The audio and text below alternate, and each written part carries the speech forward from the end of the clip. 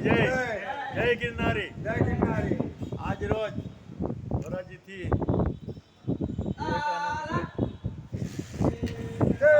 Senior citizen સાથે બધા ગિરનારમાં ભવનાથના દર્શન કરવા માટે બધા છે.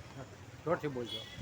સિનિયર સિટીઝનો ને આનંદની વાત છે કે તેઓ ખુશીથી સમય ફાળવી શ્રાવણ માસ પહેલાં ભવનાથના દર્શન કરી પોતાની જાતને પવિત્રતા કેળવી આજે